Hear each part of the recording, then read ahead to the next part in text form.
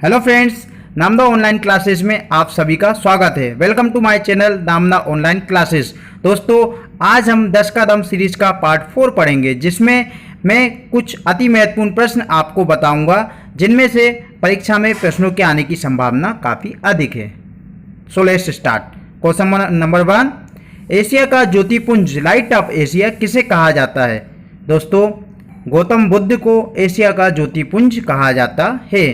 Friends, Gautam Buddha के बचपन का नाम सिद्धार्थ था। इन्होंने गृह त्याग करने के पश्चात वैशाली के अलार कालाम से सांख्य दर्शन की शिक्षा ग्रहण की थी एवं 35 वर्ष की उम्र में वैशाख की पूर्णिमा की रात निरंजना, जिसे फल्गु नदी के नाम से भी जाना जाता है, के तट पर सिद्धार्थ को ज्ञान की प्राप्ति हुई थी एवं ज्ञान प्राप्ति के पश्चात सिद्धार्थ बुद्ध के नाम से जाने गए थे एवं वे स्थान जहाँ इन्हें ज्ञान प्राप्त हुआ था बोध गया के नाम से जाना जाता है।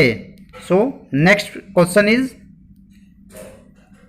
पंचतत्व नामक पुस्तक के रचयिता कौन थे? दोस्तों, श्री विष्णु शर्मा। पंचतत्व नामक पुस्तक के रचयिता श्री विष्णु शर्मा थे। फ्रेंड्स, गुप्त काल में इस पुस्तक की रचना हुई थी। ये श्री विष्णु शर्मा द्वारा रचित संस्कृत भाषा का एक ग्रंथ है, जो संसार में सर्वाधिक प्रचलन ग्रंथ माना जाता है एवं बाइबल के पश्चात इसका संसार में दूसरा स्थान है। नेक्स्ट क्वेश्चन, दो अक्षांश रेखाओं के मध्य की दूरी कितनी होती है? फ्रेंड्स, दो अक्षांश रेखाओं के मध्य की दूरी 111 किलोमीटर होती है। काल्पनिक रेखाओं का एक ऐसा समूह जो पृथ्वी के चारों ओर पूर्व से पश्चिम दिशा में विषुवत रेखा के समानांतर खींचा जाता है, अक्षांश रेखा कहलाता है। ये एक सिंपल परिभाषा है, मैं थोड़ा सा एक्सप्लेन कर देता हूँ फ्रेंड्स आप लोगों को। ये काल्पनिक रेखाएं होती हैं, ये पैरेलल होती हैं विषुवत रेखा के, और ये आड़ी रेखाएं होती हैं जो विषुवत रेखा के समानांतर आड़ी रेखाएं खींची जाती हैं, इनको अक्षांश रेखा कहा जाता है। दो अक्षांश रेखाओं के मध्य की दूरी जो 111 किलोमीटर है। ये कई एग्जाम्स में क्वेश्चन पूछा जा चुका है कि दो अक्षांश रेखाओं के मध्य की दूरी कितनी होती है। सो फ्रेंड्स, इसका आंसर आपको लगाना है 111 किलोमीटर। नेक्स्ट क्वेश्चन, भूमध्य सागर का प्रकाश स्तंभ किसे कहा जाता है? फ्रेंड्स, इसका आंसर है भूमध्य सागर का प्रकाश स्तंभ स्ट्राम्बोली ज्वालामुखी को कहा जाता है। क्यों कहा जाता है फ्रेंड्स? क्योंकि स्ट्राम्बोली भूमध्य सागर में सिसिली के उत्तर में एक लिपारी द्वीप है, लिपारी नाम का द्वीप है, वहाँ पर अवस्थित है। इसमें सदा प्रज्वलित गैस निकलती रहती है, इसमें से हमेशा एक प्रज्वलित गैस निकलती रहती है, जिसके कारण आसपास का जो भाग है वो प्रकाशमान रहता है, लाइट उसमें दिखता है, इसलिए इसे भूमध्य सागर का प्रकाश स्तंभ कहा जाता है। नेक्स्ट क्वेश्चन, भारत में गरीबी रेखा का निर्धारण कौन करता है? दोस्तों, इसका आंसर है नीति आयोग। एग्जाम में आपको घुमाने के लिए ऑप्शन में योजना आयोग भी दे सकते हैं, बट वर्तमान में योजना आयोग खत्म हो चुका है, इसका नाम बदल के नीति आयोग कर दिया गया है। भारत में गरीबी रेखा के निर्धारण का प्रथम प्रयास योजना आयोग द्वारा ही किया गया था 1962 में।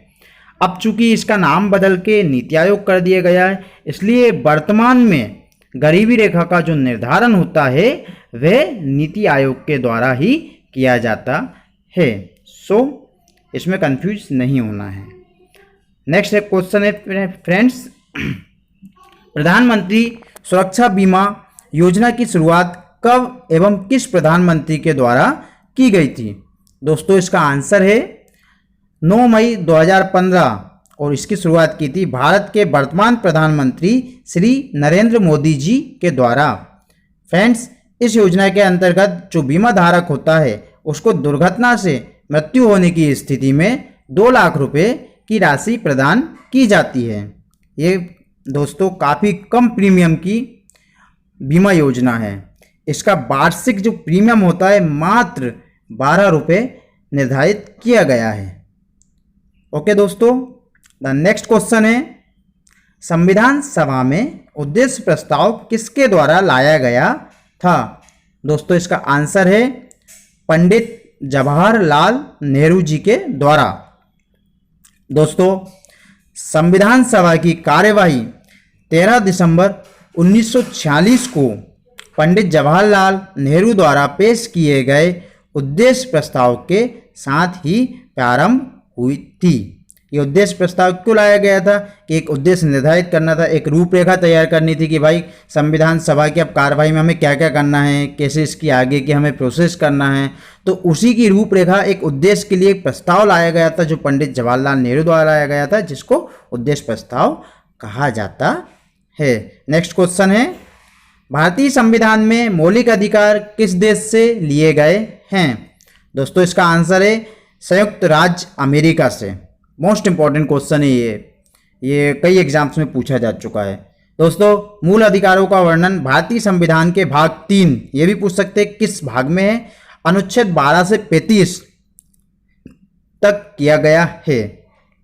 संविधान के भाग 3 को भारत का अधिकार पत्र भी कहा जाता है। मोस्ट इंपॉर्टेंट, भारत का अधिकार पत्र किसे कहा जाता है? संविधान के भाग 3 को। नेक्स्ट क्वेश्चन, भारतीय अंतरिक्ष अनुसंधान संगठन इसरो की स्थापना कब की गई थी? फ्रेंड्स इसका आंसर है 15 अगस्त 1969 को।